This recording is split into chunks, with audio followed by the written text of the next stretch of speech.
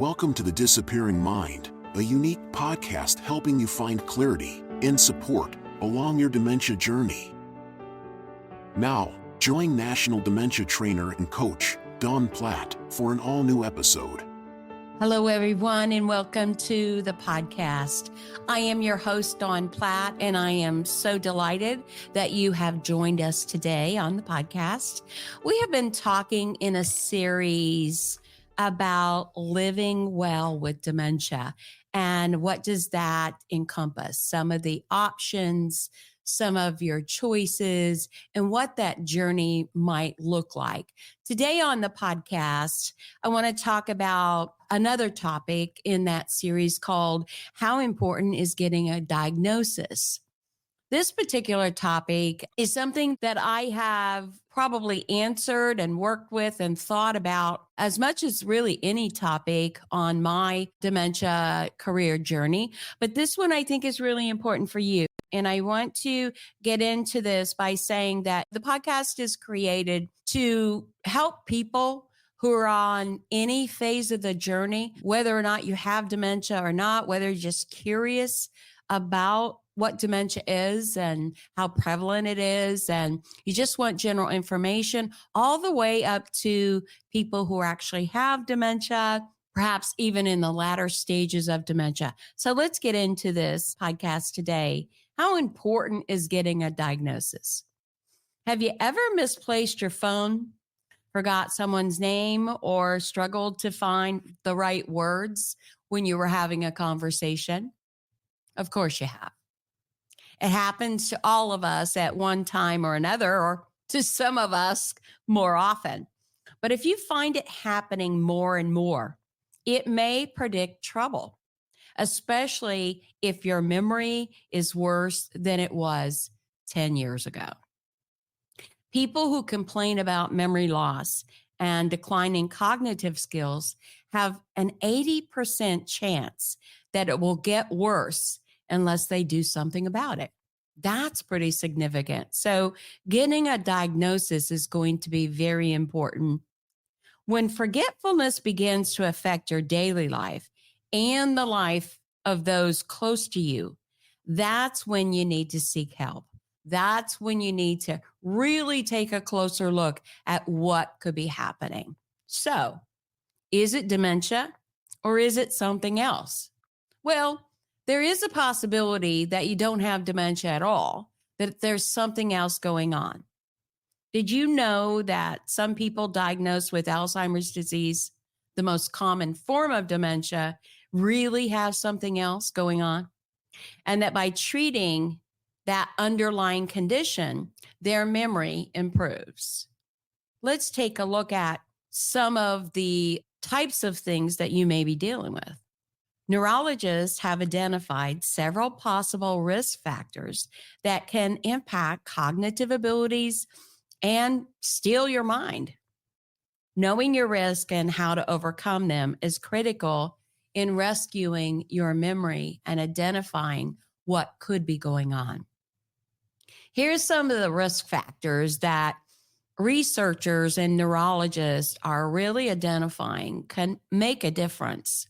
Blood flow, retirement or natural aging, inflammation, genetics, head trauma, toxins in your body, the state of your mental health, immunity or infections happening in your body, neurohormone issues, diabetes. Now, this one is more than just diabetes. This is diabetes associated with obesity.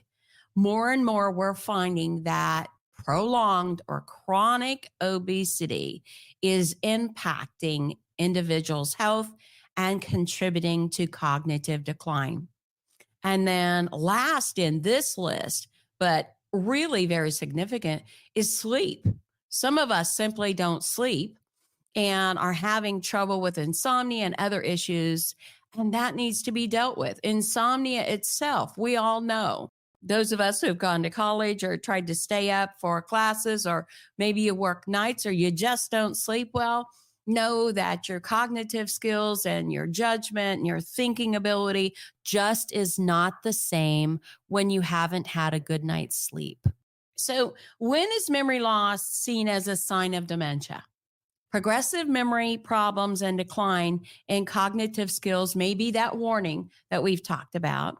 It may be a sign of dementia, especially when it is combined with any of the risk factors that we have just spoke about. It's really important that we think about these things and get a professional opinion. Research has revealed that processes involved in dementia, including Alzheimer's disease, start in the brain decades before symptoms appear. I want to take some time and break this down. For those of us who have been in the field of dementia or have had a family member go through dementia, when we think about it and we look back, and many guests I've had on the podcast have really testified to this, when they look back, they can begin to see, okay, mom actually had this or she had that, or someone I worked with were showing signs that I just didn't recognize. So these kinds of signs and symptoms are apparent.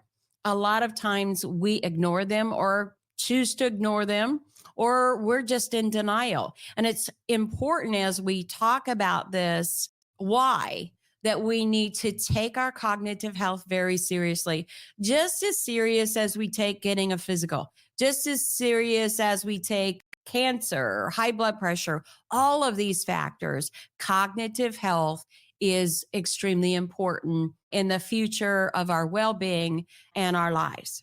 The use of leading edge brain imaging technology can detect abnormal patterns in the brain early in the course of this disease. And in some instances, even before symptoms can develop, and this can be crucial in supporting the course of most dementia diagnoses. A lot of times when we're talking about a conversation, and we'll get a little bit more in depth in this, we talk about going to the doctor, seeing our doctor, following up. Certainly, people are concerned about their cholesterol. People are concerned to have their mammograms and that kind of screening. But there is newer technology and more advanced studies that can really give our healthcare provider the edge on diagnosing dementia earlier and therefore treatment. Early detection with brain imaging gives people the opportunity to get treatment in the beginning stages of the disease when treatment can be most effective. Getting this right treatment depends on a right diagnosis. Again, that's why it's important to not only get a diagnosis, but get an accurate diagnosis.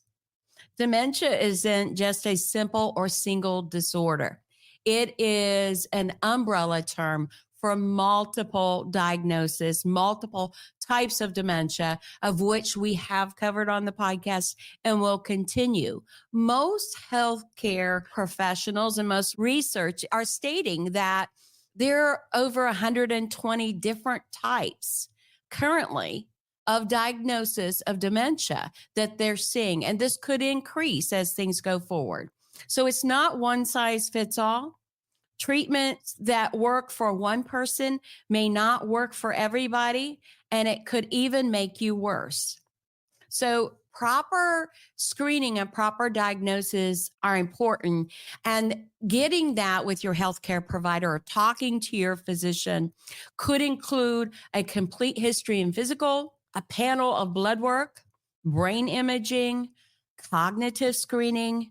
All of these types of testing will allow your healthcare provider to identify common types of dementia that we're seeing, and that would include Alzheimer's disease. It could include vascular dementia, frontal temporal type dementia, alcohol-related dementia, of which we're seeing a lot of, Lewy body dementia, what we call mixed dementia. So you can have multiple types of dementia. You could have Alzheimer's disease and vascular dementia. And then pseudodementias. Pseudodementias are other disease and disease processes that do project and progress with the same kind of cognitive symptoms that we see in other types of dementias. So there is a wide variety of dementias, and their treatments may vary. Certainly their medication treatments are going to vary. And so getting that proper diagnosis is going to be crucial.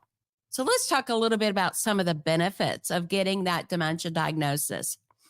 So finding the reason for any changes you're experiencing can help you get the right treatment and the right support. An early diagnosis will help you access the right support to live as well as possible, including treatments to help with symptoms. And those treatments are going to be different depending on the type of dementia you have, depending on the stage of dementia that you have. And again, one size does not fit all. There are a lot of holistic treatments. There are a lot of early type cognitive support treatments that are available and that people use to various degrees of success, depending on the type of diagnosis that you have. But this information will help you and others understand the changes that you're experiencing. Many times, individuals will go to a physician and even express when they have had the appointments with their general practitioner, or even sometimes with a neurologist, that they basically don't know any more than they did when they went, or perhaps they have a type of dementia, but they don't really understand what stage they're in. They don't really fully understand what resources are available to them. Are there medications and treatments that are suitable, available? Are there trials available? These kinds of things. And that's going to be very important in the decision-making process, is to understand what those are. That's going to take some education on your part and asking the right questions when you are visiting that healthcare provider. Also, what are the benefits and resources or legal steps that you may take or that need to be taken to speak with the general practitioner or your healthcare practitioner? And where's the starting point? Knowing what it is that you need to do. I plan on doing a series on what do you do if you're a daughter and your parent has been diagnosed with dementia, but they are in denial or refusing to let you help. Many times throughout the course of coaching, this is one of the most trying and emotionally damaging things that families go through. Number one, nobody wants to have to tell their parent what to do. And number two, it can be a fight if they're in denial or simply incapable of understanding what's going on. So what are the resources available and the benefits to being able to navigate that experience and that journey? And basically, having a diagnosis is one of those. I know you've probably heard me talk on the podcast to several daughters and daughter-in-laws who were really having difficulty making decisions, navigating the healthcare community for their loved one because they didn't have a diagnosis. And so it made it very difficult for them to legally obtain the guardianship or legally make those insurance decisions or testing decisions that they needed to make because they didn't have the basic diagnosis. So that's something to think about. But here's some reasons that you want to speak to your healthcare provider and really make a list of what it is that you feel like you need to know. And early diagnosis is something that can help you with that, because if you only recently have become aware of changes, it might feel as though that the symptoms are not bad enough yet, or you don't need to do anything at that point. But the advantage of getting an early diagnosis can really be important. There are a lot of studies out there and a lot of statistics from people who have gone through the dementia journey, and their families are really giving feedback on some of the hardest things for them to navigate, whether it be just making the decisions or an emotional impact that they would have liked to have more support on. In a recent Alzheimer's Society study, 3 out of 5 people with dementia stated that they wish they had gotten a diagnosis earlier. And then they went on to talk about some of the reasons why that was true after they had walked through the journey. Certainly, there are important reasons for this, which may help you whether you are wondering whether or not to talk with your physician or not. Certainly, one of them, and I think the most important one might be getting a personalized treatment plan for memory loss, is really the first step and the differentiator in living well with dementia. This is not cookie cutter. It's not one size fits all. If you have the advantage of getting an early diagnosis, then there are a lot of things that you can put into place as a family with the individual who has the diagnosis and look at resources and financial options to help you put that plan together. But although there is no current cure for Alzheimer's disease or related dementias, there are now many options and treatment plans to impact cognitive loss and improve quality of life. And those are the things that you want to be able to navigate and tap into so that you and your loved one have better quality of life. Recent scientific research and developments are allowing our healthcare providers to take a brain-body approach to treatment. And this involves a variety of modalities and strategies that really every day are being improved upon. The data that we are taking, the process and the things that have been done in the past are really leading us to greater processes, greater plans. The research that's being done by the Alzheimer's Association into medication and treatment is just a wonderful way for the future for us to be able to treat this disease until a cure can be found.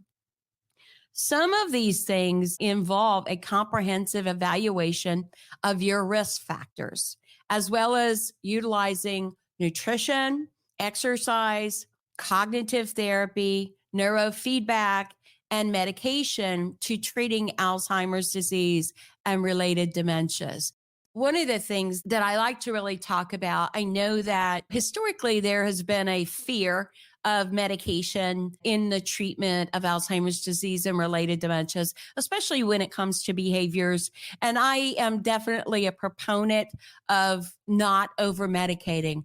However, with the studies that have come out and the opportunities that we have through medication effectively being administered and titrated, meaning adjusted up or down as need be, we're now finding that we are able to better manage a lot of the symptoms that people with dementia actually have, such as depression, such as behaviors, such as anxiety, and managing those types of symptoms and behaviors can be critical and crucial in quality of life, both for the family, the caregiver, and for the individual. So I do not want to minimize the use of medication in the treatment of this disease. I think that it has its place, and certainly it is evolving and advancing. And hopefully one day we will have that treatment, that group of medications that will treat all kinds of dementia and lead us to living better and living well with this diagnosis. So we may not be talking about dementia. We've mentioned that, but problems with memory and thinking aren't always dementia. There can be some other underlying conditions which can cause similar symptoms, which can be treated. But if we do not seek early healthcare screening and early intervention, we may not have the opportunity to treat those things. So what are some of those factors that could be the non-dementia type symptoms that need to be treated in our lives?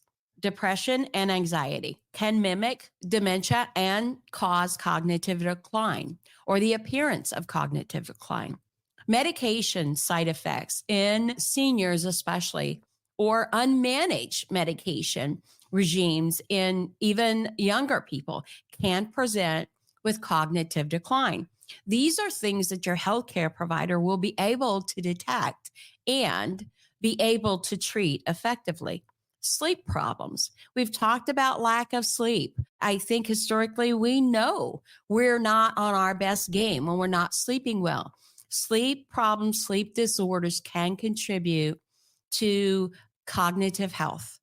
Problems with eyesight or hearing or any of the five senses can contribute to cognitive decline or a presentation as though we are having cognitive issues, especially hearing is something that is directly tied to rapid cognitive decline. Make sure that you're getting the hearing test. Make sure that you are able to detect and treat any hearing loss that you're having. Chest or urinary tract infections can really impact cognitive health over the long run. We know any severe infections can impact how the brain functions, and especially if we're older, can have a direct impact on cognitive health. Severe constipation. Also, the body is not releasing toxins. So we could have toxins throughout our bloodstream, which could impact our cognitive health. Thyroid problems, hyperthyroidism, hypothyroidism is another symptom that needs to be evaluated. Stress. Stress is one of those silent, deadly types of symptoms that need to be managed so it does not impact our cognitive health. And of course, vitamin, mineral, iron deficiencies, nutritional deficiencies in general are just another factor that really can impact cognitive health. I will tell you time after time throughout my career, I have had clients, I have had residents move into assisted living or memory care who are nutritionally deficient for whatever reason. Perhaps they don't have nutritional support or they're just not eating well. And I have seen them have a major turnaround in their cognitive health because of nutritional deficits. So we always want to look at those type of factors when we're looking at early diagnosis. There are also other causes of memory problems and thinking that are different than dementia and can get better with the right support and the right treatment, such as mild cognitive impairment. This is something that we're learning more and more about in the field, and your healthcare provider oftentimes will place that diagnosis on an individual when they're really treating and they're really evaluating and testing and they don't know what's going on. They may give you a diagnosis of mild cognitive impairment, which they just want to continue to test and continue to monitor and see if there are any changes. So that is a term that you'll probably hear more about in the future. So often it's a combination of things that cause these symptoms. Seeing your physician early can help in the treatment and make you feel better. Wouldn't you want to know, and don't you want to know what's really going on with you, especially if there is an underlying cause that can be treated? So trust your doctor, go in and get tested, get some of these things done at the earliest stage of cognitive impairment that you feel like you're having or cognitive changes. One of the other benefits that I want to talk about is the value of the family and your loved ones in getting a diagnosis. There is this dread and this doom that families take on, individuals take on when the diagnosis comes. And so I think that's one of the things that cause people to prolong getting a diagnosis. There's also this uncertainty. Many people will get a diagnosis, but walk away unsure of what that means. And so they build a lot of anxiety. Uncertainty can take over because they assume that the things that they may or may not know, as well as what they have heard, is the trajectory for their loved one. And that simply may or may not be the case. So it is really important to be diagnosed early. And being diagnosed in the earlier stages gives you a chance to adjust as well as get the things that you need in place. Individuals and families have reported that the impact that dementia has had on their lives, there were certain things that they would do differently if they could. And one of them is from families who say, if we could have had a correct diagnosis for my loved one, even 2 years earlier, it would have given us more time to plan and to accomplish the things we always wanted to do. So that's very valuable. It's very important. Hindsight is 2020, but in these cases, I think that it's invaluable to know so that you can make the plan to do what it is that you've always wanted to do. And it's directly going to impact the way you plan for the future. Let's talk a little bit about access to support, which is another factor that varies from town to town, market to market, and from diagnosis to diagnosis. There is no cure currently for Alzheimer's disease or related dementia. However, we are hopeful for a cure. I hope that it does come sooner than later. But that early diagnosis provides you with a better chance of benefiting from the treatments that are available. And those treatments are greater than they were 10 years ago. You have better options now than those people who were diagnosed 10 years ago. And that will continue to be true. We are moving at a faster pace for more holistic and person-centered treatments. I do feel like that we're going to see more options for treatments coming down the line. And so early opportunity to tap into those treatments are hugely beneficial. And I cannot recommend that enough. There is lots of support that can help you live as well as possible, whether that be family support or tapping into the resources in your particular area where you live. Getting a diagnosis should let you know what type of dementia you have. And that's important because all types of dementia do not progress equally. There are those types of dementia that move more rapidly, such as vascular dementia. And then there are those types of dementias that move slower, that we call the long goodbye, such as Alzheimer's disease. In between diagnoses that are going to vary. And so you will want to know not only the type, but the course of the disease and where you are in that. And of course, there are many other factors that will impact that, including your environmental factors. Do you have family support? Are you nutritionally sound? Do you have any pre-morbid diagnoses that are going to contribute to that diagnosis? Many, many factors are going to play into this. It can also help you plan for the future and access treatment options and evaluate which ones are right for you. Those people who get an early diagnosis have more treatment options because many of the trials and even the drugs that are used to treat are known to have their best impact, their best effects earlier on. There are drugs and treatments that really are not recommended once you are well into the mid and certainly later stages of the diagnosis. They're just not known to make any difference. So early diagnosis, early treatment is going to be a huge advantage in living well with dementia. This also means that you get access to the latest medicines to help you manage your systems or to participate in clinical trials. And clinical trials are important. Whether or not you have a diagnosis and there is a drug that is able to treat what you have, you can impact the future. And I think about that often with the many people that I've had the privilege of working with, is what they have gone through has impacted those in the future that will go through similar diagnosis or similar circumstances. And I think that is the way that a lot of disease is treated and we find cures. So great opportunities for us to be impactful in finding the cure for Alzheimer's disease and related dementias. This is an opportunity also for you to prioritize your health now. And it's something that we should be thinking about definitely pre-diagnosis as we're talking about cognitive health. Maybe we need to make some lifestyle changes, such as controlling our blood pressure. We know that controlling blood pressure is critical has a huge impact on cognitive health in the long run. It's something that we've always talked about, I think, in healthcare, but even now more, we know how much more critical that is.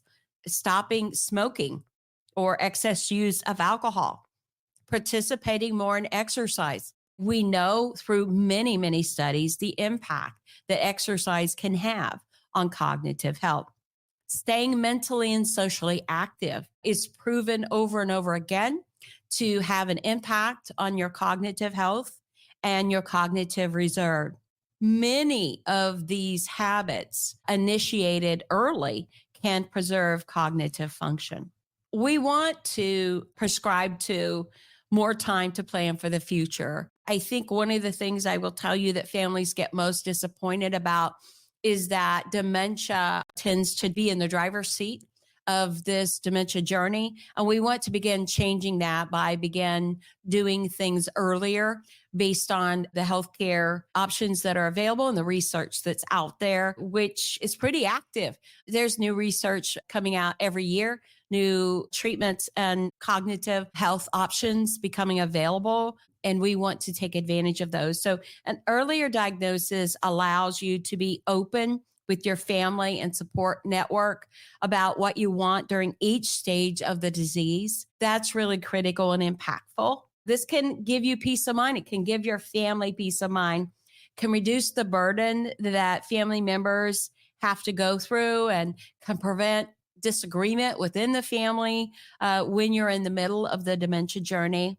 Have you thought about this? Have you thought about these factors and how they play into the dementia journey? Because they're real, and families can be torn apart just by disagreeing with a lot of these decisions that need to be made. Do you know who you will want to make these decisions for you in the event you're no longer able to?